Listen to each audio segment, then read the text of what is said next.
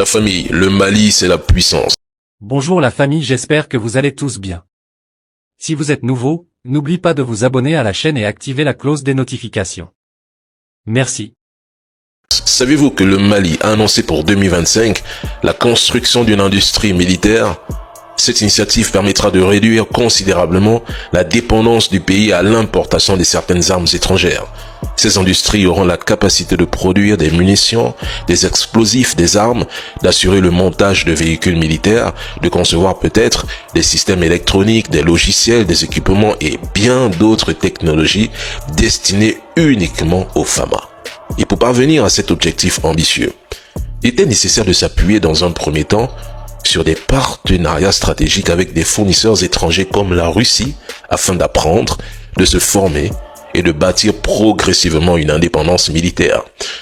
Je peux le dire sans me tromper, mais ces compétences acquises grâce à la coopération militaire et aux formations reçues permettent aujourd'hui au Mali de tracer sa voie. Je le dis parce que cette nouvelle était impensable et irréalisable lorsque la France était encore au Sahel. Certains critiques disaient « vous quittez un maître pour un autre maître ». Pourtant, dans vos propres pays, vos dirigeants continuent de louer des hélicoptères, d'importer 100% de leur matériel militaire et vos soldats sont formés pour ne jamais affronter un ennemi extérieur. Je vous dis leur rôle, mais c'est simple.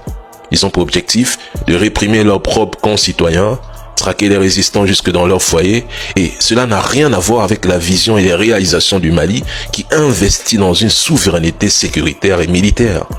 Mais il y a des nations qui, comme certains pays de l'AES, sont indépendantes dans plusieurs domaines. Et puis, il y a celles qui restent soumises. Et pour rappel, en Afrique, moins de 15 pays possèdent une industrie militaire digne de ce nom. Alors, je dis bravo aux FAMA pour cette avancée stratégique et visionnaire.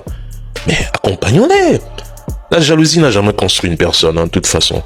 C'est enfin officiel. Donald Trump est élu et semble bien décidé à régler ses comptes. Selon ses propres déclarations, il s'apprête à lancer dans les prochaines heures le plus grand programme d'expulsion de l'histoire américaine. Dès le premier jour de son mandat, il souhaite mettre fin au droit du sol qu'il qualifie lui-même de ridicule. Le Wall Street Journal rapporte également que Donald Trump prévoit de déclarer l'état d'urgence à la frontière avec le Mexique. Actuellement, en 2025, environ 11 millions de personnes vivraient clandestinement aux États-Unis et pour Donald Trump, il devrait immédiatement quitter le territoire américain. Va-t-il supprimer l'application dédiée aux demandeurs d'asile ou mettre un terme à un programme destiné spécifiquement aux migrants d'origine d'Haïti, de Cuba, du Nicaragua et du Venezuela? De toute façon, cela reste à voir. Cependant, les pouvoirs présidentiels ont aussi leurs limites. Le droit du sol, par exemple, est inscrit dans la Constitution et tout programme d'expulsion d'envergure risque de se heurter à de multiples recours judiciaires. Donald Trump ne compte pas aussi s'arrêter là. Il prévoit également d'imposer des droits de douane de 25% sur tous les produits de provenance du Mexique et du Canada.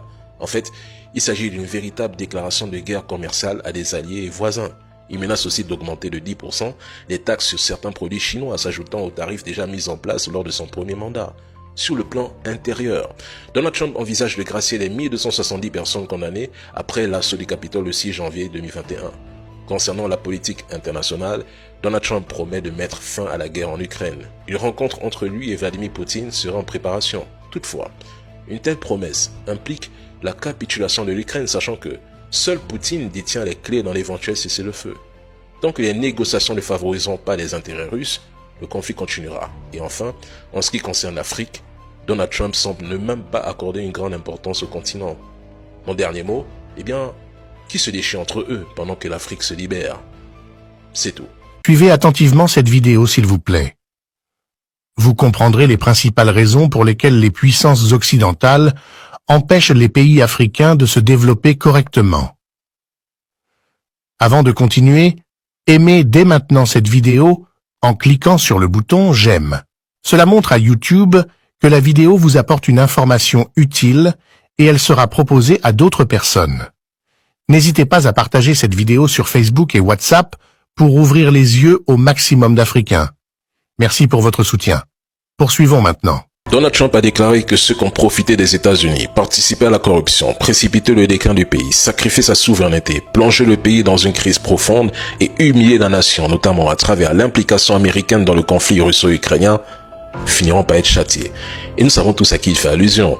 Si vous revoyez bien les moments où il dénonçait fermement l'État profond de manière indirecte, l'un des concernés, assis à côté de Kamala Harris, baissait la tête. De plus, Donald Trump a annoncé que les États-Unis reconnaîtront désormais l'existence de deux sexes.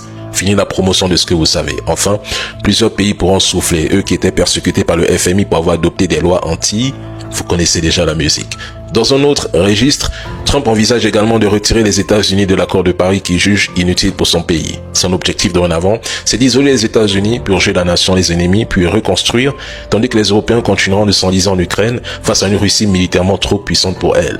Trump prévoit de déclarer un état d'urgence énergétique et d'encourager les États-Unis à produire et vendre au lieu de piller les ressources d'autres nations, à l'image de certains pays européens qui en Afrique le font sans retenue. Mais soyons clairs, l'Afrique n'est pas dans l'agenda de Trump. Et puisqu'il souhaite rompre avec certains de ses alliés, il est peut-être temps pour nous les Africains d'en finir avec ces élites européennes qui ne cessent de nous rappeler que nous sommes ingrats. Eh bien, que l'heure de cette ingratitude sonne enfin. Je suis ni pour ou contre Trump, mais je l'encourage à en finir avec ses alliés. Au moins ça c'est dit. See you.